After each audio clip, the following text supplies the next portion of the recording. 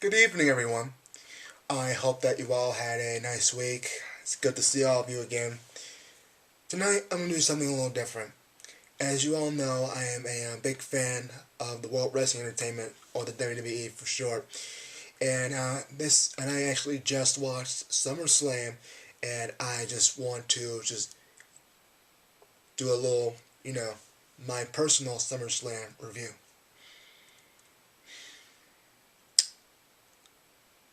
The way that WWE describes SummerSlam as being the biggest event of the summer is no joke.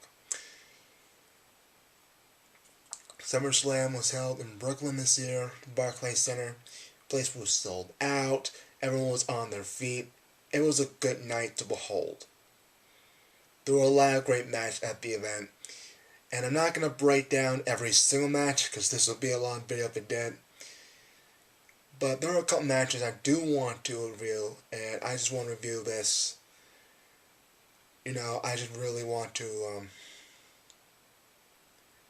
say that the match between John Cena and Seth Rollins was a shocking match to behold.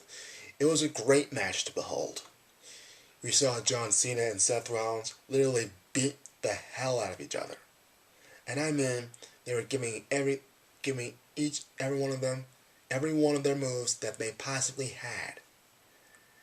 And John Cena and Seth Rollins, they were giving their all the determination. I saw it in their eyes, trying to rise up to the challenge. John Cena hit him with an AA. Rollins, he hit him with his own AA. And, back then, when Rollins betrayed the Shield, I actually really started to, disapprove of Rollins. But now, looking at him almost really outperforming John Cena, it makes me realize that Seth Rollins is in fact the superstar that he says he is. He is a dominant heel today, and I think he's actually my favorite heel. But what surprises me the most, I think it shocked everyone in the WWE universe the most, was when Jon Stewart turned on John Cena. That was probably the biggest shocker of them all, because as we saw on this WWE storyline, Jon Stewart and Seth Rollins be going at each other. And for Jon Stewart to turn heel, that is probably a big shock. I don't know how the WWE storyline is gonna, keep this going, but certainly it's gonna be entertaining because that was a shock for all of us, including me. But that was a great match, and I'm glad to be a witness to that. The Divas Revolution match was also fantastic. I expected for, I was rooting for Team PCB all along. The thing about Team Bella, Team Bad, and Team PCB is that they're all different. Team Bella wants to keep everything the same. Team Bad wants to run the Divas division, but want to overthrow the Bellas. Team PCB, they want to take over the division, but they want to do it their way.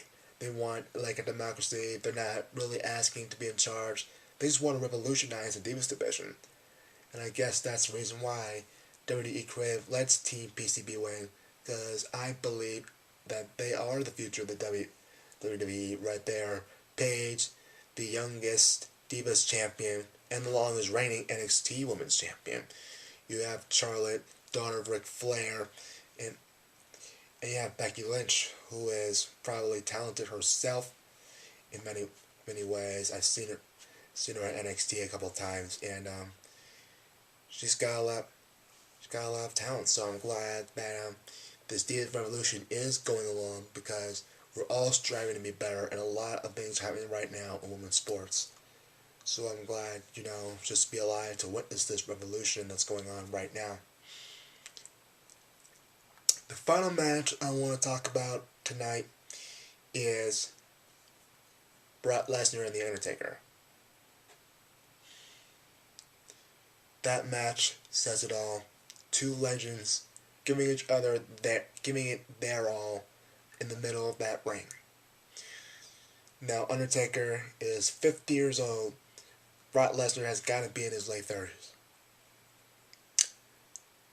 Now I have to give a lot of respect for the Dead Man just to be able to perform in that match, deliver, and receive so much punishment. That is truly a moment I couldn't miss. Brock Lesnar, The Undertaker, they really gave it their all. I mean, in comparison to what Brock Lesnar gave John Cena and Seth Rollins, Brock Lesnar gave John Cena 16 German suplexes. Brock Lesnar gave Seth Rollins 13 German suplexes. Roman Reigns probably got 8 or 9 suplexes at WrestleMania. For the Dead Man, he only got 4. Only 4 German suplexes. That says a lot about him. And I was, rooting for the Dead Man through the entire match because I'm an Undertaker fan. I'm a huge fan of Lesnar too, but I guess you're really just chanting from both sides of the coin. But I guess the ending of that match was truly a controversial one. I did see the Undertaker. It looks like he was tapping out or shaking his hand, whatever. The timekeeper saw that, rang the bell. But the truth is, the match isn't over unless the official calls for the bell. The timekeeper did it on his own behalf. He's not supposed to do that. So therefore, the match restarts. And what I saw was truly a defining moment. Brock Lesnar did not want to give in to the Undertaker. He didn't want the match. He didn't want to tap out. He just passed out. Similar to the way that Rusev beat some of his opponents. They didn't want to tap out because they didn't want to give in and show weakness. He passed out.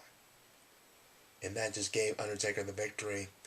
And I have to notice, Undertaker, he got even. Undertaker did get even. He defeated Lesnar finally. I've been waiting for that this entire time, and just see the Undertaker get retribution. That is just a moment you really want to be like on the Undertaker's side. You want to be proud of him. But now I have to know what is next for the Dead Man. What is next for Lesnar? Are the Undertaker and Lesnar going to have a rematch? Is Undertaker and Sting going to have a match WrestleMania 32 like everyone's been hyping about as of late? The truth of the matter is, Summerslam was a very explosive pay-per-view. I'm excited to watch it. And I am looking forward to Monday Night Raw I'm looking forward to Monday Night Raw tomorrow and see how the new feuds will begin and what feuds will continue as we look to Night of Champions.